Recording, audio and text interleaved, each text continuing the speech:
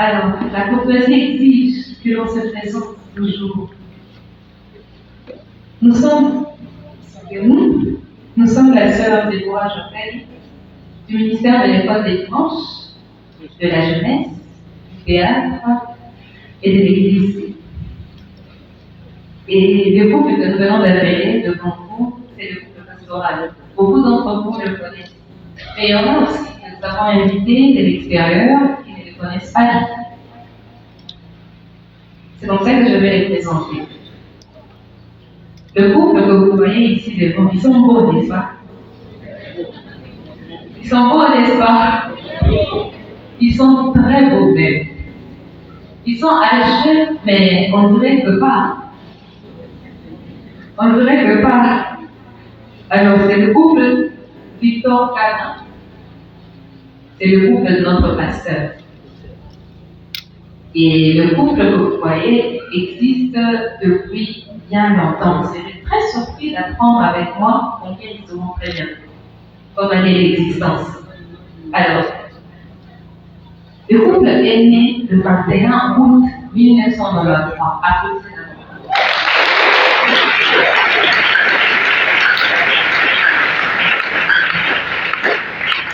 Le couple est né le 21 août 1993. Waouh! Et par la grâce de Dieu, c'est le 21 août 2023. Il totalise combien les mathématiciens? 30 ans. Waouh! Est-ce qu'on peut faire encore un applaudissement? Excusez-moi.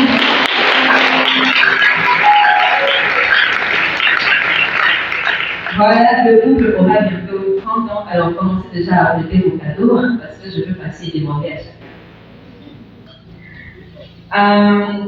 Du couple est né 6 enfants. 6 magnifiques enfants. 4 beaux garçons, très très beaux.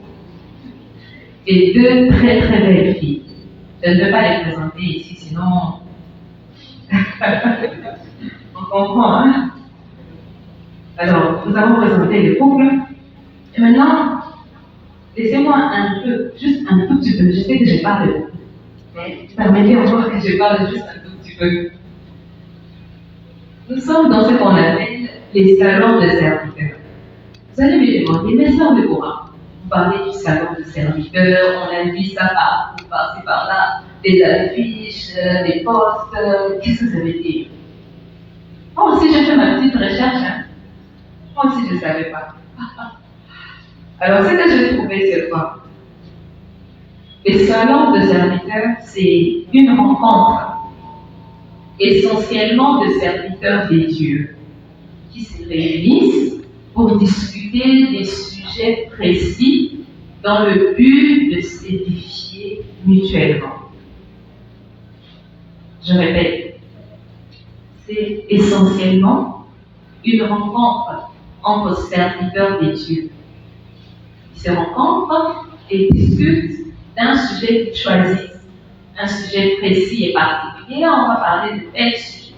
Et ils débattent sur les sujets dans le but de s'édifier, pas pour rien. Pas de discussions belles et stériles, non. Mais des discussions qui aboutissent à l'édification. Alors, ces salons de serviteurs se déroulent de 2 manières.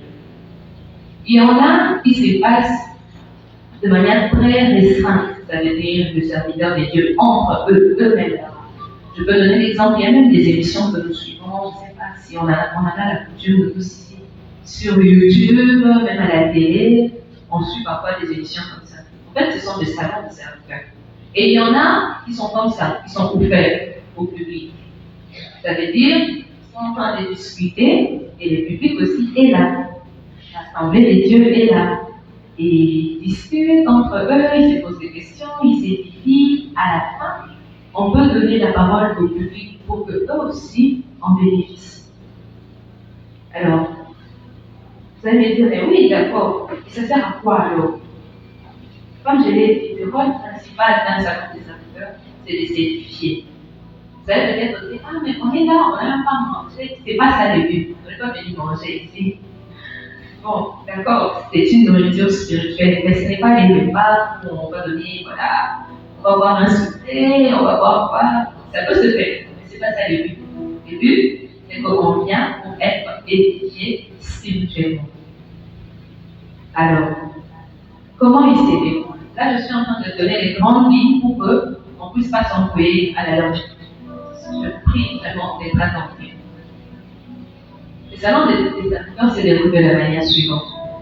Il y a des orateurs qui sont là, des magnifiques groupes ici, et il y a moi aussi qui suis là. Alors, on va échanger avec le couple. Vous soyez attentifs parce que c'est comme une conférence, et on échange. C'est un des petits débats, mais que eux vont le plus exposer. Et moi, je vais plus poser des questions. À la fin, quand on aura fini, vous aurez la possibilité de demander la parole et on vous accordera la parole. Nous sommes dans la présence des dieux, je suis sûre et certaine que tout va se faire dans l'ordre et que nous serons vraiment sur la même longueur. Sans plus, excusez-moi, sans plus parler, parce que nous avons déjà quelques minutes de retard, nous allons accorder la parole à l'orateur principal ce soir. Nous accordons la parole à Papa, qui va nous parler. Je veux d'abord appeler le sujet. Le sujet de ce soir, c'est comment faire un choix sans regret. Par là, je précise, ce n'est pas n'importe quel choix. Ce n'est pas le choix de quelle filière je veux faire à l'université, qu'est-ce que je veux manger demain, qu'est-ce que je veux porter, qu'est-ce que je veux faire comme choix politique. Non, c'est le choix du conjoint. Waouh, les jeunes. Les choses modernes. C'est le choix du conjoint. On va parler essentiellement du choix du conjoint parce que le domaine du choix est un domaine très vaste. Et particulièrement ce soir, on a choisi de parler du choix du conjoint. Alors, vous avez la parole, Papa. Ok, merci beaucoup. Pour aborder le sujet, je voudrais commencer par dire la motivation, ce qui nous a poussé d'aborder un tel sujet. Tout est parti d'un constat amer à travers la vie, on peut même dire à travers la paroisse, à travers la ville, à travers la province, à travers le pays, à travers les continents, jusqu'aux extrémités de la terre ou les autres continents. Les constats amers est dans les domaines de mariage. Même dans les pays dits développés, c'est les chaos et les catastrophes dans les domaines du mariage. Alors, on s'est posé une question. Ce qui navigue quand vous voyez les nombres de divorces à travers le monde, c'est vraiment inquiétant.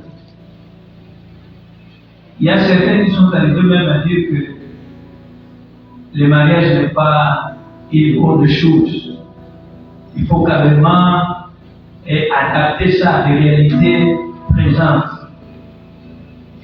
Alors, en se posant aussi certaines questions, on s'est demandé est-ce que ces gens-là ont vraiment raison?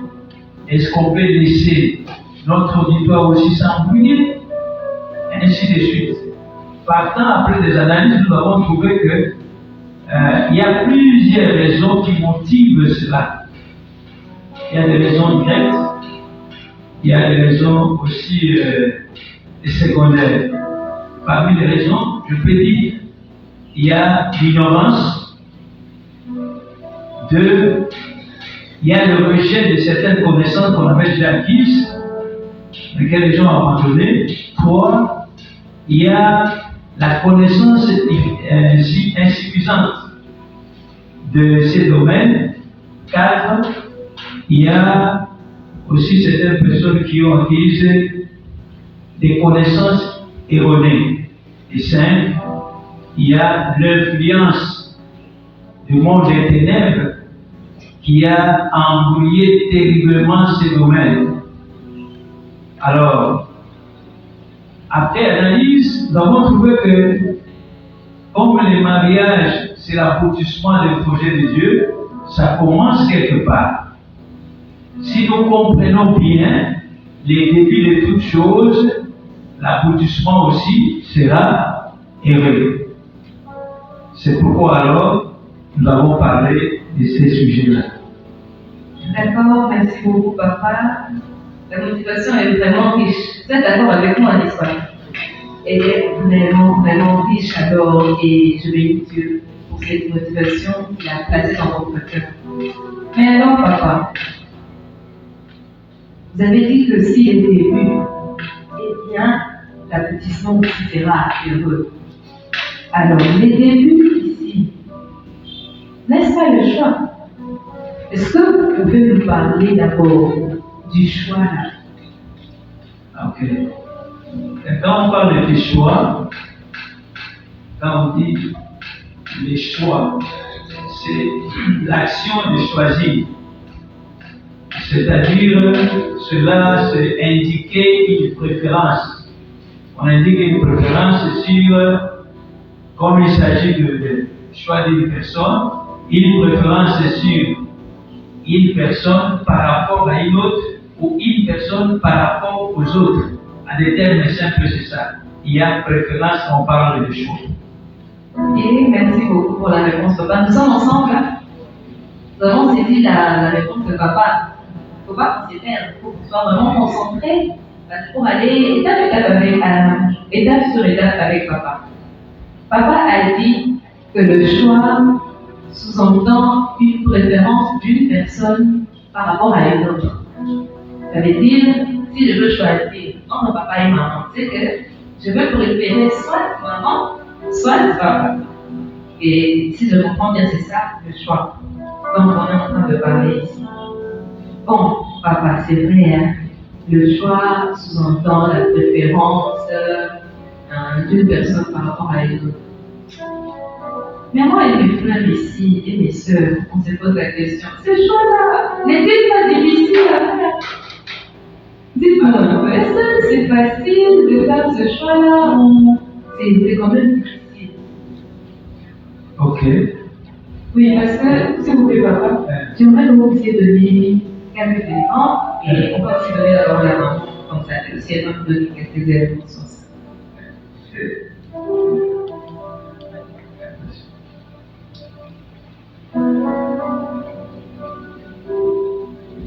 Vraiment, le problème du choix, c'est un problème très difficile. Très difficile. Mais lorsque nous sommes conduits par la parole de Dieu, lorsque nous sommes conduits aussi par la prière et mettre Christ au centre, tout est possible avec le Seigneur. Waouh, merci beaucoup, maman. Papa, vous pouvez continuer? Oui, mais comme elle venait de dire, le problème de choix, si on nous dit que c'est un problème facile, là, on peut se tromper. Les choix, c'est un problème difficile. Pourquoi? Première raison, parce que quand il faut choisir, nous nous présentons devant plusieurs sujets. La multiplicité des sujets complique la chose. S'il s'agit de choix des conjoints, nous sommes devant nous. Et devant nous, nous avons les païens. Il y a certains païens qui se comportent aussi comme des chrétiens. Il y a des moralistes, des religieux, tout ça. Il y a des païens, il y a des chrétiens. Mais je vais choisir qui? C'est compliqué parce qu'il y a plusieurs sujets. Même si nous nous retrouvons devant plusieurs chrétiens, là aussi il y a un problème. Si le garçon veut pointer une fille, est-ce que c'est Jacqueline ou bien c'est Madeleine? Toutes les deux sont des chrétiens, réellement convertis. Mais il s'agit de qui? Vous voyez la complexité des choix se présente. À part ça, il y a aussi les problèmes de l'homme. L'homme par nature est limité. Il a besoin de choisir. Mais étant limité par sa nature, il n'est ne connaît pas tout. C'est Dieu seul qui connaît tout, il est omniscient. L'homme n'est pas omniscient. C'est pourquoi il y a des moments où les gens t'entendent. Est-ce que c'est tel? On s'engage à la prière, ainsi de suite. Parce que on est limité par nature. Donc, comme nous ne sommes pas omniscients, les choses deviennent automatiquement pour nous difficiles. Il y a aussi les problèmes de la multiplicité des coutumes et des traditions. Certaines personnes peuvent me dire, chez nous, on fait ceci. Bien que ça, quand vous analysez les coutumes et les traditions, vous allez trouver que chaque coutume, chaque tradition présente toujours des limites. Alors là, les choix deviennent compliqués. Ils deviennent compliqués. À part ça, il y a l'influence même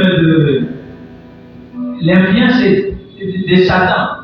Parce qu'il y a certains choix qui sont dictés par les diables. Une personne qui est envoûtée, il ne saura pas choisir selon ses préférences, mais elle choisira selon l'influence, soit l'esprit humain, soit les démons qui les conduisent. Voilà. Pour dire que les choix, c'est un problème difficile pour ces raisons-là.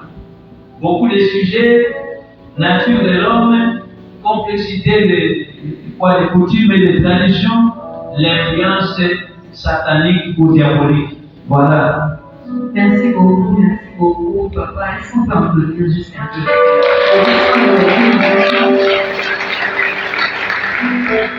Alors, merci beaucoup pour cette réponse riche.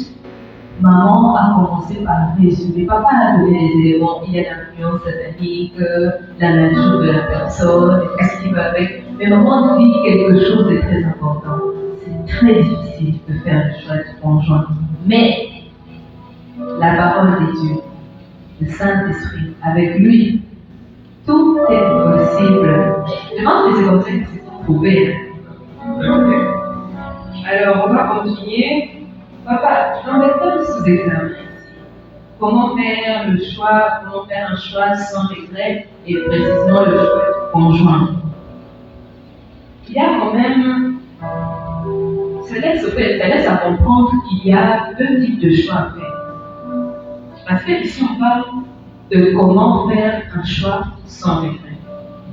Si il y a une façon de faire un choix sans regret, ça veut dire qu'il y en a une autre de faire un choix avec regret. Oui. Alors, est-ce que vous pouvez nous parler un peu de ces deux choix-là? Parlez-nous un peu de ces deux choix-là. Ok. Oui, les choix sans regret. C'est-à-dire, il y a d'abord le choix avec regret. Oui. Comme il y a le choix avec regret, l'homme est appelé à chercher d'abord la face de Dieu. Comment? C'est par la parole de Dieu. L'homme en soi est limité. L'homme en soi est limité. Mais quand on fait confiance à Dieu, quand on fait confiance à Dieu, en tout cas, on ne sera pas dessus. Parce qu'il peut toutefois vous orienter. Il peut toutefois vous faire voir les choses cachées. C'est dans le cadre, c'est comme si vous faites ceci, vous dites, quand le Seigneur vous dit, invoque-moi, je te répondrai, je t'annoncerai des choses cachées, des choses que tu ne connais pas. C'est quand vous les cherchez et que vous allez trouver même ce que vous avez besoin. C'est pas papa. Ok. Comme la question a été posée, les contenus du sujet suggèrent des types de choix, c'est-à-dire les choix avec regret et les choix sans regret. Bon, je vais commencer par les choix avec regret, avec inquiétude, avec souci. Quand on a fait ces choix-là, à la fin, à l'aboutissement, quand il y a un mariage, les gens commencent à dire, si je savais, j'allais pas me décider dans ce sens-là. Alors, les choix avec regret, c'est un choix qui est centré sur l'homme. C'est-à-dire, tout est dicté par l'homme. Les points centraux, c'est l'homme. N'oubliez pas que nous avons dit tantôt que l'homme est limité par sa nature. Alors, quand on se confie à l'homme, il faut s'attendre à l'échec aussi. Il faut s'attendre à des limites. Quand on met la confiance totale à l'homme, c'est à quelque chose de comme si on tombe dans l'idolâtrie. L'homme prend la place de Dieu. Or, la Bible nous dit, maudit soit l'homme qui se confie à l'homme, mais béni soit l'homme qui se confie à l'Éternel. Alors, en ce texte, on dit, les choix avec regret, c'est les choix qui placent l'homme au centre de tout. Et ces choix avec regret, on dit, c'est, en analysant la Bible, on peut dire, c'est les choix selon le monde. Les choix selon le monde. Vous trouvez dans 1 Corinthiens, chapitre 2, verset 12, on nous parle de l'esprit du monde. Et on peut comparer ces choix-là par ce qui se passe dans nos coutumes et traditions. Et la Bible nous dit aussi dans Jérémie 10, verset 3a, que les coutumes et les traditions ne sont que vanité. Donc si nous faisons les choix selon le monde, nous mettons par exemple notre coutume à 100%, la fin nous allons regretter. Il y a des gens qui regrettent et disent, ah, je croyais que la fille aussi, ou bien l'homme de notre coutume me ferait le bien, mais c'est le contraire, parce que l'homme était mis au centre. Les choix aussi avec regret, c'est les choix qui est fait selon la chair. L'homme est conduit soit par la chair, soit par l'esprit. Mais la Bible nous donne une certaine précision. Je ne sais pas si maman peut nous lire plus avant. Romains chapitre 8, le verset 5 à 8, pour nous montrer les dangers d'être conduit par la chair. C'est-à-dire, lorsque nos désirs sont dictés par la chair, ça peut nous entraîner aussi à faire un choix avec regret. Oui. Ceux en effet qui vivent selon la chair s'affectionnent aux choses de la chair, tandis que ceux qui vivent selon l'esprit s'affectionnent aux choses de l'esprit. Et l'affection de la chair, c'est la mort, tandis que l'affection de l'esprit, c'est la vie et la paix.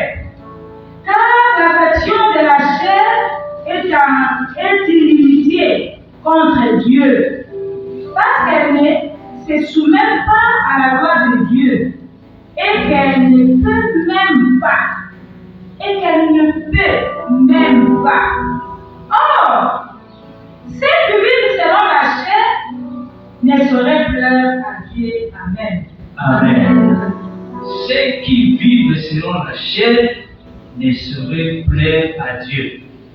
Or, des choix, quand on fait ça, selon la chair, le risque est à beaucoup de pourcentage de tomber, de faire un choix contrairement à la pensée de Dieu. C'est pourquoi il y a les règles. Et dernièrement, les choix avec regret aussi, c'est un choix qui est fait selon la religion. La religion ne sauve pas. La religion, c'est un effort de l'homme pour chercher à atteindre Dieu. Or, l'homme est pécheur. Il ne peut pas atteindre celui qui est saint. Donc, l'homme va faire des efforts. Même la sorcellerie, c'est une religion. Il ne faut pas croire que la sorcellerie, c'est une religion. On peut faire des efforts, on fait bien, on fait tout ça, mais à la fin de tout, comme c'est l'homme au centre, nous risquons de faire un choix avec regret. Certains aussi peuvent dire ceci: je suis protestant, je prends une fille protestante. Il n'y a pas la chrétienté là-bas. protestant, vous pouvez vous marier comme protestant et protestant. Et à la fin, vous commencez à dire, si je savais, parce que c'était entre protestants et protestants. Ouais. Catholique et catholique. Hein. Certains disent, bon, avec les catholiques, vous pouvez même dire, ok, catholique et protestant. C'est la religion. Vous allez souffrir, ça sera avec regret. Voilà un peu les choix avec regret. Mais il y a aussi les choix sans regret. Bon, j'aimerais pour concrétiser un peu certaines choses, si on peut avoir quelques exemples, des choix avec regret. Oui. Prenons le cas des mensonges. Bien qu'étant des protestants, on peut se marier entre protestants ou soit entre catholiques, mais le mensonge est au milieu de vie. L'homme va chercher une femme, mais il va dire à la femme qu'il n'est pas marié, il n'a pas d'enfant, c'est pendant qu'il est marié ailleurs. En faisant des enquêtes, on vient trouver que la personne était mariée. Et lorsque la fille voit cela, elle trouve que le mariage n'est pas une bonne chose. Le soir, ce qu'il a fait là, elle commence à regretter. C'est juste parce qu'elle n'a pas su comment faire des investigations. La personne l'a trompée. Mais il y a aussi des cas de... Quoi? Il y a de filles qui aiment des garçons.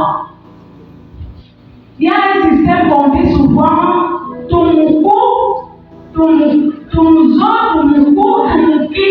C'est-à-dire quoi? Tumuzone, Tumukune, Tumukimbi.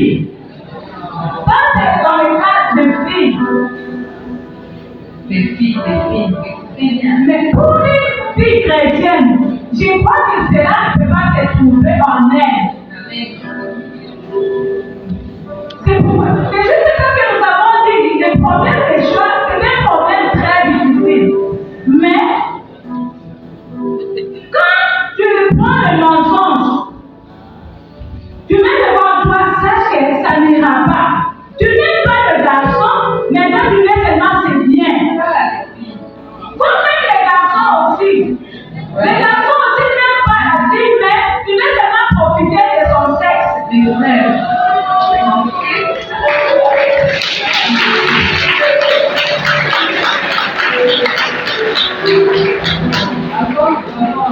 Oui, ici, ça se voit que c'est dans le cadre de choix avec le regret. Par là, on peut dire si je savais. Oui. Vraiment. Tu as quelque chose à dire? Non, je veux simplement attirer l'attention des filles. Vous êtes chrétiennes, les filles-là. Vous êtes sûrs que ce n'est pas votre cas? Mes frères ici, là, vous êtes chrétiens. Vous êtes sûrs que ce n'est pas votre cas? On se pose la question. Pourquoi l'interrogation? Chacun répond dans son cœur. Ne me dites pas. Sinon, je vais crier. Maman, vous pouvez continuer. Prenons aussi le cas de la jalousie. Tu aimes une fille, mais tu es trop jaloux. Moi-même, la fille aussi est très jalouse.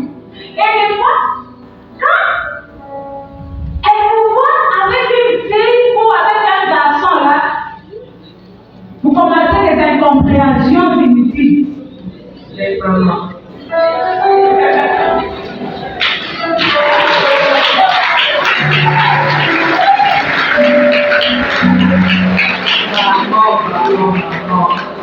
Mais cependant, avant cela, le mensonge va aussi profiter. Oui.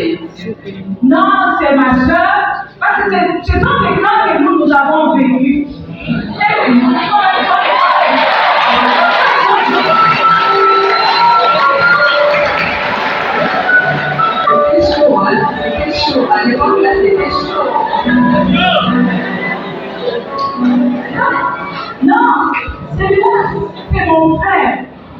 pour mon nom. Ils ont failli, je suis à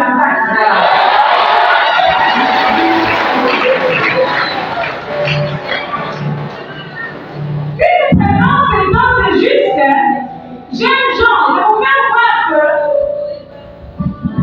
les choix avec regret, ça a des conséquences. Vraiment, ça a des conséquences qui détruisent alors.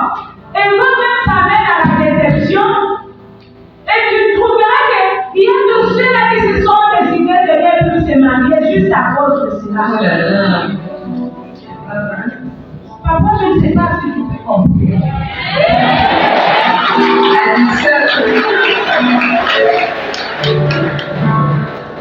Ok. Les choix avec les frères, c'est un choix aussi qui est dicté tout simplement par la beauté extérieure. Vous voyez, quand on voit quelqu'un bien habillé, tout ça, on dit ah, c'est une jolie. On choisit sur base de ça. On peut dire aussi que non. Et je l'ai vu jolie, c'est-à-dire, en tout cas, il me convient pour moi. Réfléchissez. Là, un choix comme ça qui se limite à ce niveau-là, ça sera un choix avec regret. Parce que si vous voyez la finalité, quand on sera ensemble, on va commencer à dire ce qui n'aille pas. Il y a des gens qui étaient jolis, mais quelques temps après, même quand on fait 5 ans de mariage, on voit la fille devient comme une vieille de 50 ans. Parce que c'était avec regret. Bon, les choix aussi qui est dicté par l'intérêt matériel ou par les richesses. Ça aussi, ça crée, c'est avec regret. Je me rappelle, j'ai vécu un temps malheureux ici à Kisangani, 2 amis, ils étaient ensemble, et il y a M. X qui était en relation avec la fille d'une autorité de la place. Bon, ils partaient ensemble, mais le monsieur va abandonner sa fiancée parce que la chauffeur était déjà connue de voir la famille. Mais celui qui était à côté de son ami dit il y a qui vraiment occasion de voiture. La fille partait recevoir des conseils auprès de lui. Alors le monsieur a présenté sa candidature. Alors les choses étaient comme ça. Et avec la fille de l'autorité, alors l'autre là était dans une déception terrible. Les deux ils se sont mariés, mais ça n'a pas duré parce que c'était avec regret, parce que l'autre là cherchait comment mettre fin à la vie de l'un d'eux. Et c'était aussi abouti. La fille était partie. Choix avec regret. Et aussi le choix quand le choix est dicté par des pressions des gens, c'est pas bien aussi. Les choix basés sur la virginité, il y a certaines personnes qui disent seulement une fille vierge. La fille peut être vierge, mais elle n'est pas elle. Tu vois le problème à la maison. Parce que la virginité, ce n'est pas la virginité qui donne le salut. Alors ici aussi, nous ne voulons pas décourager celles qui sont vierges. Garder la virginité, d'ailleurs, ça sera une bénédiction au-delà de celle qui n'est pas vierge. Mais seulement virginité sans Christ, ça n'a pas tellement de valeur. Ça sera avec les grès. Ok, merci beaucoup papa pour les réponses. Vraiment, nous sommes bénis. Les femmes sont bénies. Oh, vous n'êtes pas bénis. Nous sommes bénis, nous. Merci beaucoup. Nous sommes vraiment bénis par cet échange avec mon papa. Mais il y a quand même une dernière question qui vient. Vous nous avez montré qu'il y a le choix avec regret et qu'il y a aussi un choix quelque part sans regret. Et les désavantages, oh là là, en tout cas, je n'aimerais pas les vivre. Je n'aimerais pas. Qui voudrait vivre un choix ici avec regret? Parlez quand même, ils sont en train d'échanger. Qui voudrait vivre un choix avec regret? Personne, j'entends là-bas le voix qui dit personne ne veut vivre un choix avec regret. Alors, cette décision-là de ne pas vivre un choix avec regret? Non, ça vous est une question, papa. Que pouvons-nous faire alors pour faire un choix sans regret? Ok. Pour répondre à cette question, nous allons d'abord préciser à quoi consistent les choix sans regret.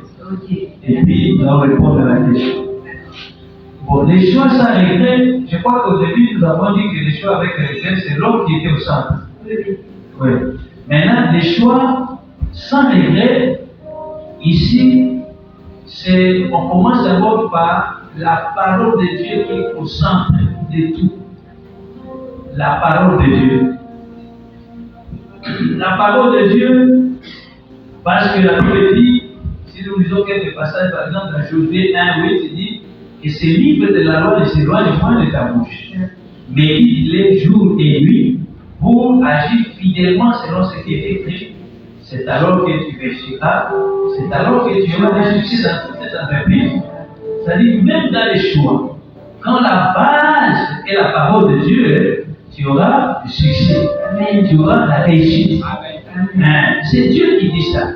Et dans Tite 1, verset 2, la Bible dit, Dieu ne ment point. Donc, ce qu'il dit, c'est la vérité.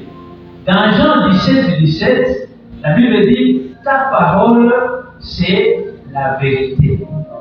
Amen. Amen. Alors, Amen. il faudrait que la parole de Dieu soit au centre de tout. Dans les choix sans regret, la parole de Dieu est au centre de tout. Et ça va nous conduire. Et dans 2 Timothée 3, 16 à 17, on nous montre le but de cette parole-là qui est utile pour enseigner, pour convaincre, pour corriger, pour instruire, afin que l'homme de Dieu soit accompli, c'est-à-dire soit complet, soit capable, soit façonné et disposé à accomplir toutes les bonnes œuvres.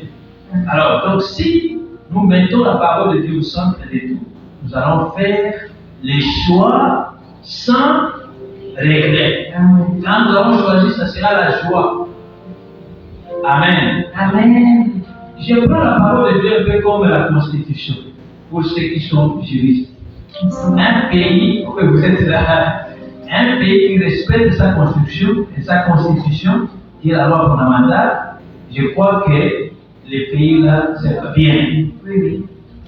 Mais quand on ne respecte pas, c'est des ordres de chaos. C'est la même chose, même si on est chrétien, le Seigneur nous donne l'outil pour un choix sans regret. Si on ne met pas ça en pratique, nous serons dans les désordres. C'est pourquoi il y a des foyers de chrétiens, même des pasteurs qui pleurent, parce qu'ils n'ont pas mis au centre de tout la parole de Dieu. Dieu reste juste et il accomplit sa parole comme il est dit. Alors, ici la parole de Dieu est aussi comme un peu. Nous avons des pharmaciens ici, ceux qui fabriquent les produits. Et ils prennent toujours la prudence de mettre dans chaque boîte ce qu'on appelle notice ou bien le prospectus. C'est-à-dire, il indique ce qu'il faut faire. Bon, si quelqu'un prend les produits, il ne veut pas suivre ça, et il mourrait, est-ce que la faute est comme au pharmacien? Non. Le pharmacien a donné. Comme aussi Dieu nous a donné notre prospectus, c'est la parole de Dieu. Là, nous trouvons tout par rapport à ce qui est choix pour le mariage comme finalité. Alors, à part ça, les choix sans regret, c'est un choix aussi qui est centré sur Christ. On appelle ça les choix christocentriques. C'est-à-dire, Christ doit être au centre de tout.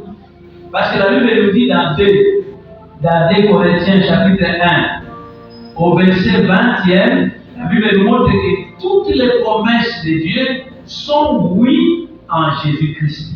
Toutes les promesses sont oui en Jésus-Christ. Donc le centre de tout doit être Jésus-Christ. Alors, à d'autres termes, Si nous avons la parole de Dieu, nous avons la connaissance générale, c'est bien, mais nous devons avoir Jésus-Christ à nous. Et si nous avons Jésus-Christ, que nous ne puissions pas marcher selon la chair. La pensée de Dieu, le plan de Dieu est que si nous sommes sauvés, nous devons marcher selon l'Esprit. C'est la marche selon l'Esprit qui nous permet que les écailles tombent de nos yeux, que nous puissions voir clair, que nous puissions faire un bon choix. Mais si nous marchons selon la chair, ça sera pratiquement impossible.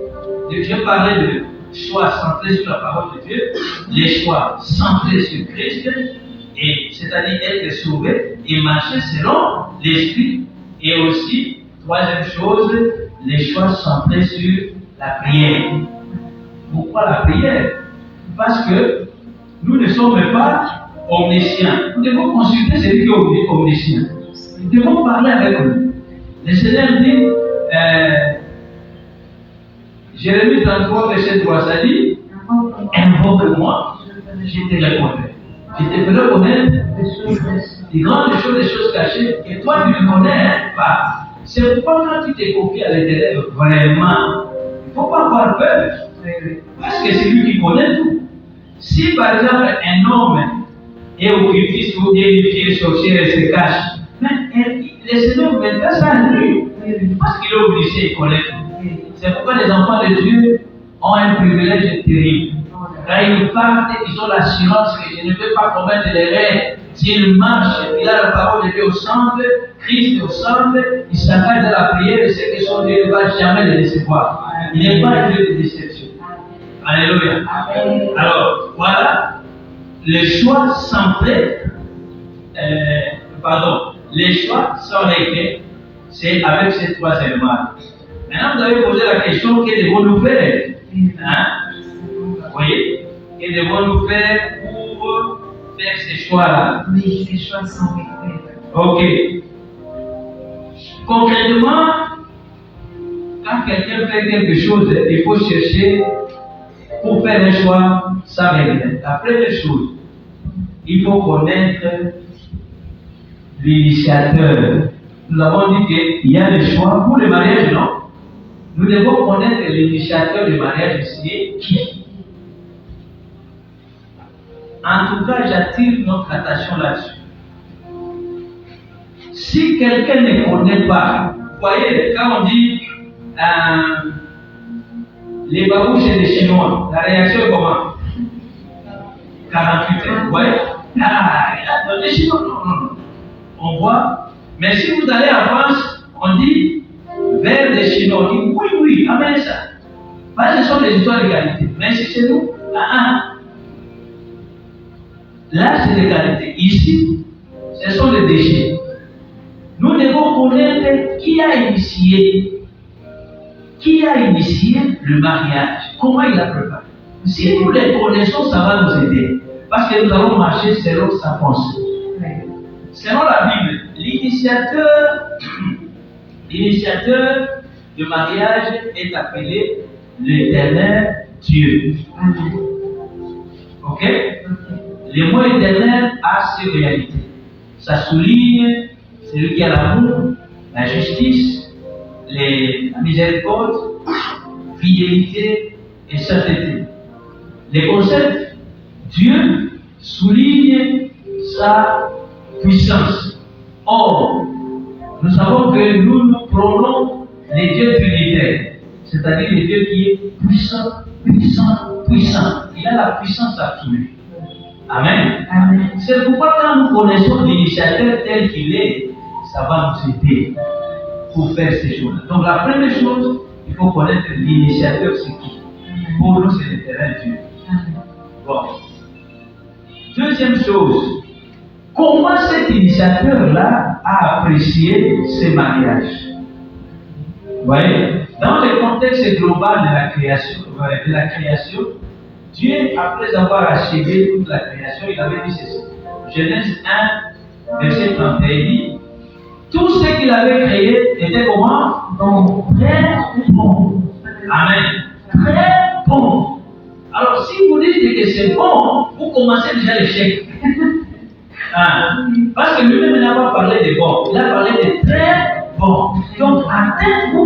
que ce que je vais choisir là, finalité, c'est très bon.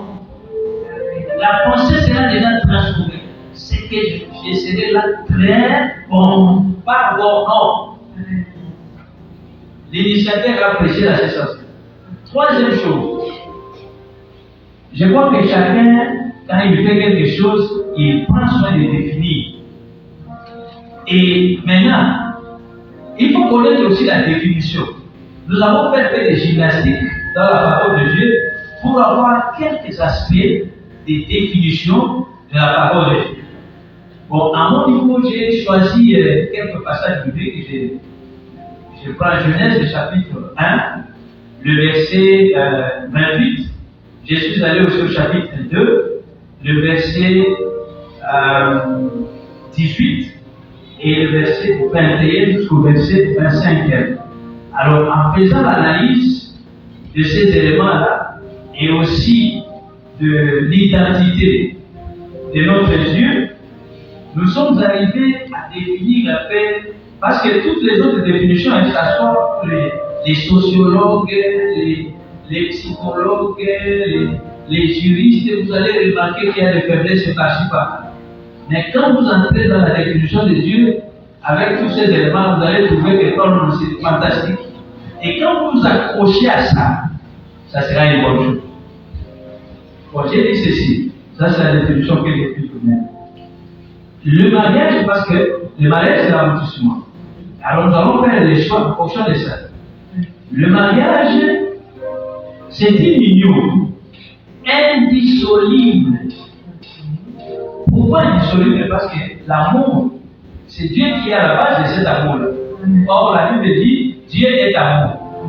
Dans 1 Corinthiens 13:8a, ça dit, l'amour ne périt jamais. C'est-à-dire qu'il n'y a pas de divorce. Donc, quand vous allez choisir déjà la femme en tête, il ne faut pas commencer à dire, moi je suis à vous adresser. Est-ce que vous commencez à poser déjà des questions là, ça ne va pas. L'homme est ici, ainsi de suite. Attention. Union indissoluble, c'est-à-dire qu'il n'y a pas de divorce. Cette union bénie par l'éternel Dieu. Ça, c'est déjà Genèse 1:28. Parce qu'on dit Dieu le bénit. Nous devons rechercher la bénédiction. Vous savez, le fait de qu'on fait ici pour le mariage, ce n'est pas d'abord ça. On doit rechercher la bénédiction. On peut ne pas avoir l'argent pour faire des fêtes au milieu de dimanche seulement. Comme nous faisons la bénédiction de la dédicace des enfants, nous pouvons bénir aussi. Ça passe. Pour Dieu, c'est ça. C'est l'homme qui a inventé des histoires, il faut qu'on fasse ceci, tout ça, ça complique les choses. Alors les gens commencent à croire que non, pour qu'on parle vraiment de quoi, des mariages, il faudrait qu'on y ait des fêtes, il y ait ceci. S'il y en a, il y a des moyens, oui, mais s'il n'y en a pas. Dieu n'a pas mis ça comme condition, non. Troisième chose de dire, union indissoluble, bénie par l'éternel Dieu, entre deux personnes de sexe opposé depuis la création. Ici, nous voulons écarter l'homosexualité, le lesbianisme, ça n'existe pas dans ces histoires. Entre deux personnes de sexe opposé, responsables, c'est-à-dire, on ne peut pas parler de l'union entre les enfants. Les enfants ne se marient pas, non. On ne peut pas prendre aussi un enfant, non. Entre deux personnes de sexe opposé, responsables, vivant en intimité avec Dieu, dimension spirituelle. Ok? Vivant en intimité avec Dieu, dans la transparence, parce que l'homme et la femme étaient tous unis, et dans la puissance de Dieu. C'est-à-dire, cette union-là, nous devons vivre ça dans la puissance de Dieu. Quand nous connaissons cette définition-là, nous pouvons maintenant faire les choix en tenant compte de ça. Sans cela, il nous sera difficile d'avancer. Ok, j'ai parlé de l'initiateur, son appréciation, sa définition. Oui, sa définition. Maintenant, si nous connaissons la définition, normalement, comme nous sommes là, nous devrions dire, bon, Dieu, qu'est-ce que toi tu fais? Pour que nous puissions être concrets, comment nous pouvons le faire? Alors, cela nous amène directement aux critères. Voilà. Quels sont les critères que nous pouvons observer pour faire maintenant les choix concrètement? Pour faire les choix concrètement, selon les enfants de Dieu, pour que ces choix-là soient sans regret, le premier critère, c'est le critère spirituel. Si tu es charnel, tu vas souffrir.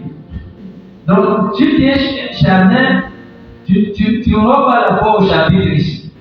Mais si la première des choses spirituelles, c'est-à-dire il faut être réellement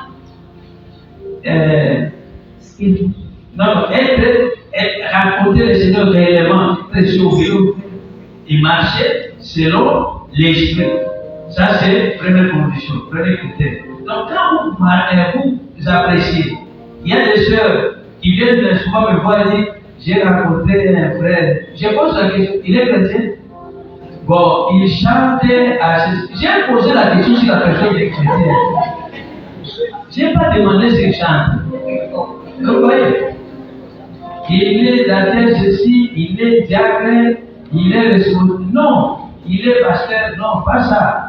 Est-ce que la personne est sauvée? Parce qu'on peut avoir tous les titres possibles, mais on ne peut pas sauver. Alors, deuxième critère, c'est le critère que j'appelle trinitaire. C'est-à-dire quoi? Dans 1 Thessaloniciens 5, verset 3, la Bible nous montre que l'homme est constitué de 3 parties: âme, esprit et corps. Donc, s'il faut faire un choix, on aime une personne dans sa trinité. Il faut aimer son esprit qui est sauvé. Il faut aimer son âme, c'est-à-dire ses capacités intellectuelles, des émotions, des sentiments, tout ça. Tel que je suis avec maman, je connais pour des émotions. Si par exemple le serpent passait là-bas, il tourne les dos, je ne dirais pas attache au serpent. Non. Sinon, je risque de la perdre. Je dirais seulement doucement, je la tiens à la main, je disais d'abord ici. Regarde d'abord là. Mais en étant ici, le son qu'elle va faire, c'est comme si elle était là. Les émotions, on supporte ça, on accepte ça tel quel. Les émotions que quelqu'un d'autre ne peut pas accepter, mais tu acceptes. Et il faut aimer aussi les corps. Pas seulement il est parti, il y a des gens qui aiment pour des foudres. Pour des foudres, il y a seulement il est parti, ça ne marchera pas. Il faut aimer la Trinité. Quand on aime la Trinité, c'est déjà bien. Ok? Et à la fin, troisième critère, c'est les critères que j'appelle critères secondaires. Secondaire, c'est-à-dire quoi? C'est-à-dire, on est des humains, il y a la différence interindividuelle. C'est-à-dire, il y a quelqu'un, tout en étant chrétien, engagé avec clochon, tout ça, préfère par exemple un homme de grande taille. Vous voyez? Ça, ce sont les critères secondaires. On peut voir la taille, on peut voir l'âge, on peut voir le niveau d'études, on peut voir, il y a certaines personnes aussi des tribus, parce que quand on parle de la chose de Dieu, on peut dire que je préfère quelqu'un de votre tribu, mais il faudrait que la personne soit convertie. Mais ces critères-là, c'est secondaire, c'est pas principal. Les deux autres-là, c'est vraiment fondamental. Ok. Voilà des critères. Alors, peut-être à la fin, je vais dire quelle attitude nous pouvons avoir avant d'opérer les choix. Ok? Nous connaissons les critères, mais avant d'opérer les choix, quelle attitude nous pouvons avoir? Nous devons nous engager dans la prière, parce que nous avons déjà parlé de la prière avant. Alors, cette prière-là doit être une prière avec foi. Cette prière-là doit être une prière sincère.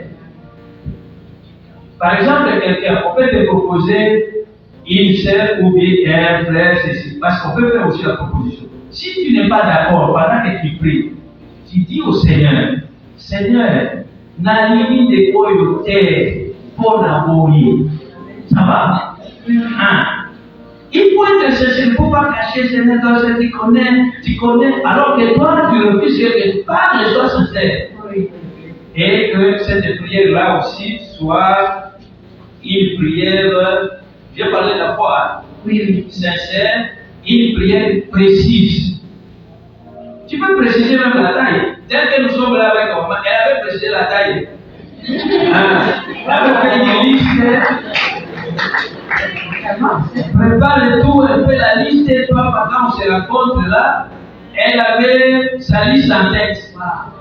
Et d'autres conditions secondaires, et que le Seigneur avait créées. Deuxième chose, quand on attend, il faut servir le Seigneur. Beaucoup de gens retardent les choses parce qu'ils ne servent pas Dieu. Il faut servir. Le Seigneur dit, cherchez premièrement le royaume et la justice de Dieu, et les restes choses vous seront données. Et troisième chose, il faut avoir aussi, ici je vais dire, il faut fuir l'impudicité. Il ne faut pas chercher le choix tout en état dans l'impudicité. 1 Corinthiens 6, verset 18, la Bible dit, fuyez l'impudicité. Et 4, il y a la nécessité aussi d'avoir un encadreur. Parce qu'un encadreur spirituel pour vous aider. On ne sait pas tout, on est limité quelque part. Il faut quelqu'un aussi qui est passé par l'expérience. Il ne faut pas tomber entre les mains d'un mauvais conseil comme un frère qui avait le souci de se marier normalement. Il donne sa dot, mais son conseiller vient lui dire, écoutez, moi ça déjà ailleurs. Mon toit pour ça, c'est déjà ta femme. Ça c'est le mensonge. Un mauvais conseiller. Que le mariage soit honoré de tous. Alors il faut un bon conseiller. Et le dernier élément, si tu es déjà moins important, il faut chercher. Il ne faut pas prier seulement, prier pour que le Seigneur te parle. Il faut aussi chercher. Il faut regarder. J'aime un tel, tu présentes la situation devant le Seigneur. Seigneur, j'aime un tel. J'aime pas ce que c'est. Amen.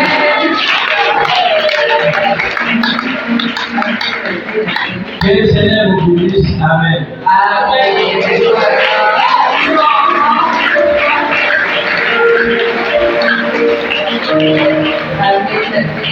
Merci beaucoup, papa. Merci beaucoup. Nous sommes vraiment bénis. Qui était dit comment ici? Je sais très béni. Je suis sûre que je ferai vraiment mal. Alors, merci beaucoup, papa, pour ces enseignements. Merci beaucoup, maman. Vous avez vraiment été d'une très grande importance ce soir. Et merci à vous tous aussi d'avoir été très attentifs. Alors, j'avais dit que quand l'échange entre le couple et moi serait fini, on allait accorder la parole, non?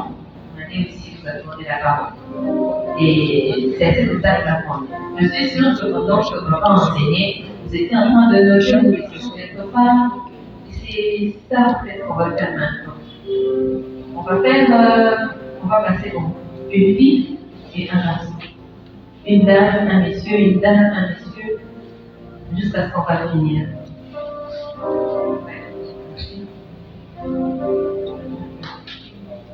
Alors, il y a 2 micros qui vont circuler dans la salle. Si vous avez une question, vous allez juste